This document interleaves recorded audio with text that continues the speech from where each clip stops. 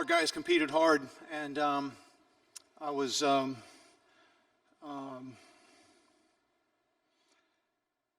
proud of how we stuck together and fought through.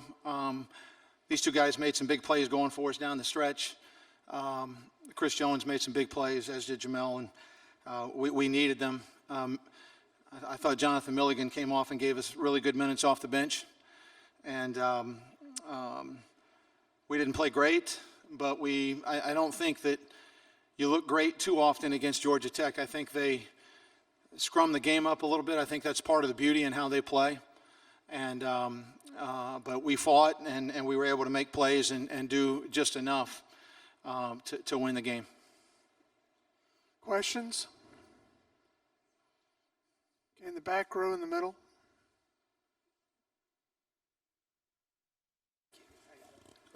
Craig Meyer, Pittsburgh Post-Gazette. This is for sure, Sheldon. You had told us a couple days ago that you wouldn't know necessarily what kind of mental state that the team was in until you guys got here, until you walked into the arena. What'd you see today when that happened? We're upbeat, came out ready to play, and sole focus was, just winning by any means. So, that it was a very positive mindset going in. The back row on the left. Lance Lasowski, DKPittsburghSports.com. Mike, you guys have kind of, when you've given up the lead late in games previously, you've kind of struggled to get it back. What made the difference in this one? Defense. I think, just keep getting stops, even though our offense wasn't clicking or we was missing good shots, and we'll get some good looks. But I think it was our defense and our discipline down the end. We fought hard, really, really hard, and we came up with some big stops, and I think that contributed to us being able to get the lead back. On the left. Vincent Davis, New York Amsterdam News. What do you attribute? You started off strong. What do you attribute to Georgia Tech's ability to come back and to battle you throughout the rest of the game? They attacked the whole game. Down 20, up 20. They're gonna keep attacking, push the ball up, attack, get to the rim, and Lammers, he's a load inside. As far as, rebounding the ball. But like I said, they attack the whole game no matter what the score is. And that's a tough team to play. They got great guards, and they play really well together, great chemistry. And they fought hard the whole game. We fought hard as well, and it came down to the wire. Over here on the right. Roger Rubin from New York Newsday. Michael, you've had a long and fairly illustrious career at Pitt. I know that this season probably hasn't gone as well as you would have liked, but at this stage of the game, is there something about just not wanting it to end that drives you and the other seniors on the team? Yes, for sure. This is it for us. This regular season is over. We can't get none of those games back, and we just got to move forward. We believe, our coaches believe, the whole program believe we could, do something special in this tournament, and that's what we came here to do, and that's what I believe we are going to do. But just for the seniors, this is our last go-around. Every game is our last game. If we lose, we're going home. So you just got to fight. You got to have that desire to just play it out, play every possession like it's your last, play every game like it's your last. Follow up. Also, Michael, just because seniors and making important plays at the end of the game, it's a 3-point margin, and Artis commits the foul with like 2 seconds left in the game. Seems like a very wise move. Was that something that you talked about, or do you think that he did it out of instinct? Yeah, that's something we talked about. Coach always keeps us prepared for moments like that, situations. We go over numerous amount of situations in practice and different scenarios that may come up in the game, but, Coach keeps us prepared.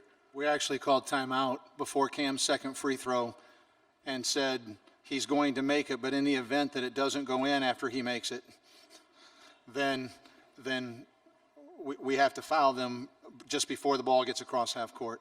And so that was the entire reason that the timeout was taken. We've practiced it, but we executed it very well. Right here in the front. Doug Dowdy, the Roanoke Times. Coach Stallings, you described Georgia Tech as a team that'll scrum it up. You'll face another team that will scrum it up tomorrow for the second time in 5 days. How optimistic are you after the performance tonight? I don't have any more or less optimism based on what happened tonight. My optimism will come on a continued commitment for these guys to be united and be together in their approach to playing whatever game we play now is Virginia. And so I thought we were a more together basketball team tonight than we had been in a while, put it that way. And I thought that togetherness carried us through to win, even though you look down and we're 6 of 23 from 3, and we have almost twice as many turnovers as they have. But we fought together and we guarded together, and we tried to share the ball together, and we had some guys make big plays. These guys made big plays, and so I think when you approach the game right, more things go right for you, and I thought we approached the game right, and as a consequence, I thought more things went our way. On the aisle. Hey, this is Steve Rotzer from the Pitt News for Sheldon. You got a little banged up there midway through the second half. It seems like that when things were going bad. Georgia Tech went up by 4, and then when you come back in, it seems like that kind of sparked the team to recover and take the lead again. What were you feeling going through on the bench there, and what was it like to get back in the game and help the team win? When I was on the bench, I'm pretty sure Chris and Mel both hit big threes while I was out, and they kind of, they kind of held the line, and then when we got back in, we had all the momentum already. So it really wasn't, me getting back in that sparked the whatever. They had already started it while I was on the bench. Right here in the front. Andrew Packard, Daily Progress. Michael, you guys have had mixed results against UVA this year. Obviously, the last result is pretty fresh in your mind. What's your approach going in there, and is there any kind of way to, after that game on Saturday, to kind of represent a better showing 4 days later? Just we're gonna prepare for every game, the same way. Scout the team, watch film, go over what they like to do. This will be our 3rd time playing them, so we know them pretty well. But just scout the team, go over everything that we need to do. The coaches will get us prepared to play the game, and some of the actions that they may like to do, and things that we may have advantage at doing. And then from there, we just got to prepare for the game how we prepare for this one. Just come in together, knowing that we got to play hard, play every possession out, and knowing that we're going to need everybody, even the starters from the last guy on the bench. We're going to need everybody to win the game. In the back. Kevin, you said the way your group played tonight, they were more unified than they've been in a long time. Why haven't they been unified, in your opinion, and why did they come together tonight? The first part, I don't have an answer for. The second part, I think there's, I think seniors feel urgency, and so I think that the tournament represented sort of a different beginning, a different start, and so I think that they kind of took it upon themselves to approach this a little bit differently, a little better. Our practice sessions were really good and productive leading up to this game, and better than they had been in a couple of weeks probably. So, but that's why we haven't been sort of behind us, and the only thing we really need to do, or only thing that we can do, is try to be better going forward. Back on the right. Alan Saunders, Pittsburgh Sports Now. Kevin, you were 1 for 11 from three-point range in the first half. Maybe conventional wisdom would be not take as many, end up going 5 of 12 in the second half, including a big one from Jones and Artis. What was the difference there in the second half from beyond the arc?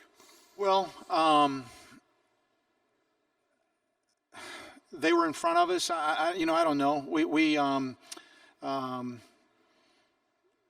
I think when one guy hits one, Jones hit 2. Mike hit 1. I think Mike and Jamel hit back-to-back ones, and isn't that right? Yeah, back-to-back. Yeah, and that was kind of the oomph that we needed, but Jones made a couple big shots for us, and that was really nice to see, because he's the only good player that I know that can go through playing 36 minutes in a game and take one shot. So we encourage him to be more aggressive, and he was tonight, and the ball went in for him, and we needed all of them. But, yeah, we just did a little better job in the second half, and I think when Chris made one and, or two, and then Mike, it just, you kind of feed off each other. You keep seeing each other miss, then it detracts from your confidence a little bit, and when they go in, I think it adds to your confidence. In the back right here. Kevin, I'm sure the focus going in was to stop Lammers or limit him a little bit more this time around. What did you guys do differently? I guess what was the key there to kind of limit his looks? I thought these two guys here, and we had small guys switch off on him, but our help side was better. These guys were very alert. It's probably the reason we won the game. You look down, he got 6 points, so, Ryan Luther helped in that regard, and our guards got switched on him some, and so we just got down there and fought. We fought, and we helped each other. We played together on defense just like we tried to play together on offense, and it made a big difference. Right here. For Mike and Sheldon both, what does it mean, or I guess what does it signify for you guys to win a game like this? Where you shoot, where you shoot below 40%, where things, where it's kind of